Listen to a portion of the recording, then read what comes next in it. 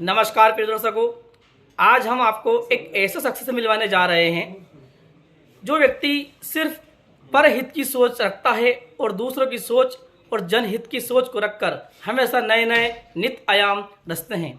वो हैं हमारे इंदौर हाई कोर्ट एडवोकेट आदरणीय श्री मनीष जी विजयवर्गीय, जो कि राजगढ़ जिले के पचौर से उदनखेड़ी 10 किलोमीटर और उदनखेड़ी सुल्तानिया गांव के रहने वाले हैं, जो कि इंदौर में रहकर इंदौर हाई कोर्ट एडवोकेट हैं और हमेशा नित नए आयाम रचते हैं। आज वो पैदल यात्रा कर रहे हैं जो कि 18 तारीख से शुरू हो रही है और 31 मार्च तक चलेगी। वो पूरा वृतांत बताएंगे, क्यों कर रहे हैं यात्रा, काय के लिए कर रहे हैं, इससे उनको क्या लाभ है। मेन चीज़ जनता को तो लाभ है, पर्यावरण को लाभ है, ये बात भी सत्य है, पर उनको क्या फायदा है इससे, हम पूरी चर्चा उनसे। आदरणीय नमस्कार। हमको मालूम पड़ा कि आपने एक नव जागृति मंच के नाम से एक कदम परिवर्तन की ओर शुरू किया है। कहाँ से आपकी यात्रा शुरू होगी, कहाँ कहाँ आपके पड़ाव रहेंगे और इस यात्रा के पीछे उद्देश्य क्या है, हमारे दर्शकों को आप बताइएगा। और पचौर शहर में यात्रा किस दिन पहुंचेगी, इसके बारे में भी आप बताएंगे। ये कहा जाता है कि हमारा देश विश्व का सबसे बड़ा लोकतांत्रिक देश है और यहाँ किसी व्यक्ति का शासन नहीं होकर कानून का शासन है, अर्थात रूल ऑफ लॉ की जो डेफिनेशन है, जो अनुच्छेद 14 में दी गई है कि विधि के समक्ष सब समान है और विधि का सबको समान संरक्षण प्राप्त है। लेकिन एक लोकतंत्रात्मक गणराज्य के सभी सफल हो सकता है जबकि वहाँ के नागरिक जागरूक हों, उन्हें अपने अधिकारों की जानकारी हो, अपने कर्तव्यों की जानकारी हो और जो विधिक उनके अधिकार है उनकी जानकारी हो। कुछ अधिकार वो होते हैं जो व्यक्ति को जन्म से प्राप्त हो जाते हैं, जैसे कि स्वच्छ पानी, हवा उसको मिले, स्वच्छ पानी मिले। कुछ अधिकार वो होते हैं जो कि संविधान प्रदत्त करता है, जिसमें सबसे महत्वपूर्ण अधिकार है जीवन जीने का अधिकार।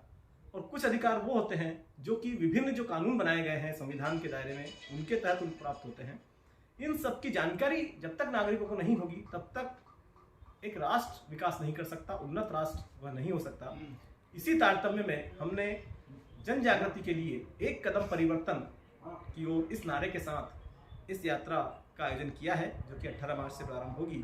साथ ही हम पर्यावरण के प्रति भी लोगों को जागरूक करना चाहते हैं कि जो पिछले दशकों में जिस प्रकार से विकास हुआ है, निश्चित रूप से विकास मानव समाज के लिए आवश्यक है, लेकिन विकास के साथ साथ हमें पर्यावरण और संस्कृति का भी संतुलन रखना होगा। पर्यावरण को सुरक्षित रखना होगा। जो उदाहरण अभी सामने आए हैं, उत्तराखंड का ले लें या हमारे यहाँ जो वृक्ष इस तरह से कटे जा रहे हैं उन सबको ले लें। आजकल बहुत यंग लोगों को अटैक आ रहे हैं, ये सब जो प्रदूषित हुआ है हमारे पर्यावरण, उसका कारण है। तो पर्यावरण को कैसे बचाया जाए, जिस प्रकार से जनसंख्या वृद्धि हुई है, इसके लिए आवश्यक है कि सख्त कानून भी बनाया जाए देश में, क्योंकि जितने विकसित देश हैं वहाँ पर जनसंख्या नियंत्रित हो चुकी है और हमारे देश में जिस गति से जनसंख्या बढ़ रही है वो निश्चित रूप से हमारे के लिए हानिकारक है, क्योंकि संसाधन हमारे पास सीमित है। आज स्थिति यह है कि जब भी कोई 4 लेन बनता है तो जब तक रोड कंप्लीट होता है तब 6 लेन की आवश्यकता होने लगती है। तो इन सबको कैसे नियंत्रित किया जाए, और ये तभी हो सकता है जबकि जनता जागरूक हो सके। क्योंकि मैं इंदौर में रहता हूँ और इंदौर पूरे देश में स्वच्छता के नाम से जाना जाता है, एक स्वच्छ शहर है। वो प्रशासन का तो सहयोग रहा, लेकिन विशेष रूप से वहाँ की जनता जागृत हुई, लोगों के नए सहयोग से आज इंदौर पूरे इंडिया में प्रसिद्ध हुआ है। तो यही स्थिति है कि हम हमारे जिले को एक ऐसा आदर्श जिला बनाना चाहते हैं कि यहाँ के नागरिक अपने अधिकारों पर जागृत होंगे और पर्यावरण के लिए विशेष कार्य होगा। हमारी जो ये यात्रा है, ये हम पदयात्रा कर रहे हैं, लगभग 310 किलोमीटर की यात्रा होगी, जो कि ग्राम सुल्तानिया से प्रारंभ होकर राजगढ़ में समाप्त होगी। इस दौरान हम, आपका रूट कहाँ से रहेगा? ये सुल्तानिया से होकर सारंग, भैंसवा माता जी सारंगपुर, और उसके बाद तलेन, बोड़ा, नरसिंहगढ़, बनावर, ब्यावरा, फिर पचौर, उजनेर, संडावता, छापीड़ा और खिलचीपुर, जीरापुर होते हुए राजगढ़ में समाप्त होगी। राजगढ़ में हम चूंकि कलेक्टर जो होते हैं वो केंद्र सरकार और राज्य सरकार दोनों के प्रतिनिधि होते हैं, तो इस यात्रा का जो निष्कर्ष निकाला जाएगा, जो हमें विचार प्राप्त होंगे लोगों से, जो डिस्कशन होगा, उसको एक सारगर्भित रूप में, एक ज्ञापन के रूप में कलेक्टर को देंगे। हम प्रयास कर रहे हैं कि माननीय प्रधानमंत्री जी से भी इस संबंध में ऑफिस में बात की जाएगी और उनको भी अवगत कराएंगे।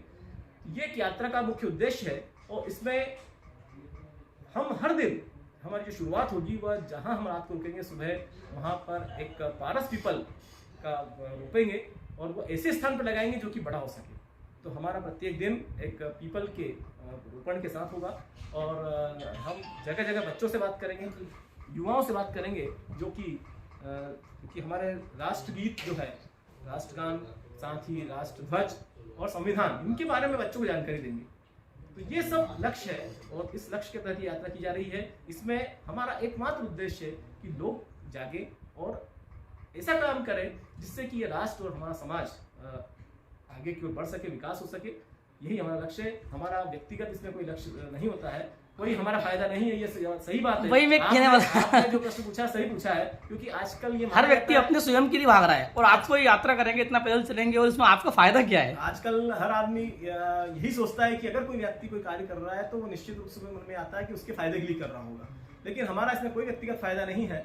और हम तो सिर्फ ये चाहते हैं कि जो कुछ हमने ज्ञान अर्जित किया है वो हम लोगों से शेयर कर सकें, लोगों के विचार हम जान सकें और हम किस तरह से एक दूसरे के सहभागी बन सकते हैं, यही हमारा लक्ष्य है। ये पूरी यात्रा गैर राजनीतिक होगी।